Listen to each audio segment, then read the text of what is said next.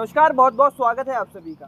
उत्तर प्रदेश का जो चुनाव है, लोकसभा की जो सीटें हैं काफ़ी ज़्यादा चर्चित में। अब तीसरे फेज़ का चुनाव होने वाला है और अभी हम फिरोज़ाबाद विधानसभा में हैं और यहाँ पर क्या माहौल चल रहा है, सुमति जी जो बार बार बताते रहते हैं अपनी बातों से, थोड़े से चर्चित भी हैं, उनसे ये जानना चाहेंगे कि भैया इस बार इस सीट में क्या होने वाला है और यहाँ का माहौल भी घूमेंगे, लोगों से भी मिलेंगे। लेकिन उससे पहले जो प्रधानमंत्री के अब बोल हैं वो बदल चुके हैं, उसको कैसे अब कांग्रेस या फिर सपा गठबंधन देख रहा है वो समझने की कोशिश करते हैं। स्वागत है सर आपका। धन्यवाद साहब। सबसे बड़ा सवाल यही कि दूसरा चरण का जैसे चुनाव हुआ, पहले चरण की जैसी दिखाई दी कि हाँ वोटिंग कम हो रही है, मोदी जी अब बोल रहे हैं कि भैया मांस मच्छी और ये शब्द आ गए और मुसलमान आ गए, तो अब कैसे लड़ोगे?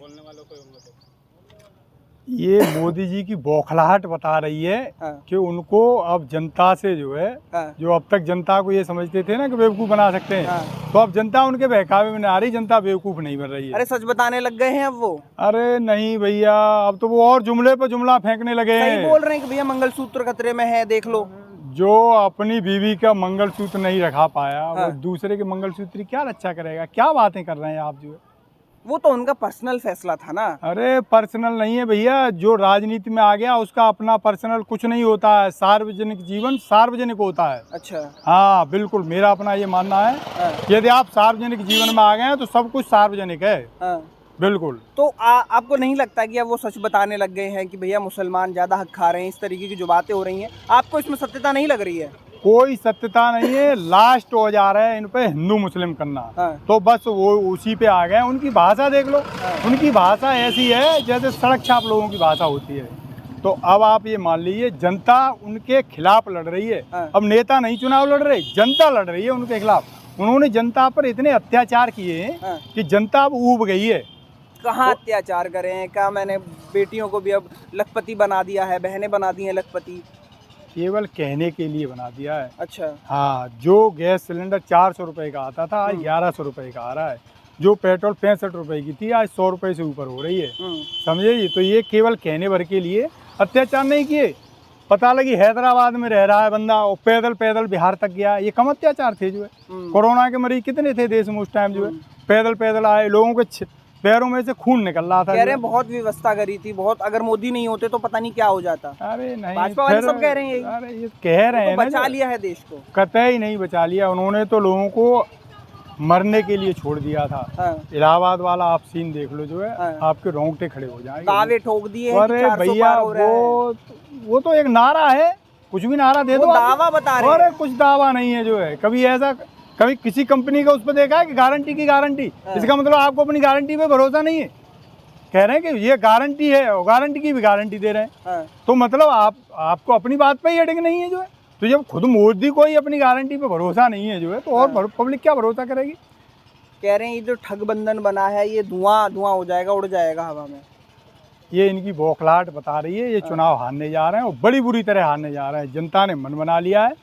अब ये जहाँ से आए थे अब झोला अपना उठाएं वहीं चले जाएं। कह रहे परिवारवाद खत्म कर दिया हमारी पार्टी ने। ऐसा है, मोदी जी को थोड़ा दूर का दिखाई देता है, नजदीक का नहीं देता। अच्छा। उनकी बगल में जो राजनाथ सिंह बैठते हैं ना, जो है बगल में राजनाथ सिंह बैठे, उनका बेटा नोएडा से विधायक है। और इधर दूसरी बगल में जो बैठते हैं ना, जिनको क्या कहें, मोटा भाई। मोटा बीसीसीआई में क्या है पता है आपको? जो है पूरी बीसीसीआई चला रहा है। कह रहे 2 नाम लेने से पूरी पार्टी को जज कर रहे हो आप, लेकिन यहाँ तो परिवार में चाचा ले, फूफा ले, सारे के सारे नेता बना दिए हैं कुछ पार्टियों ने। जैसे मोटा भाई ने अपने बालक को वहाँ बिठा दिया, ऐसे बैठ के नहीं गए।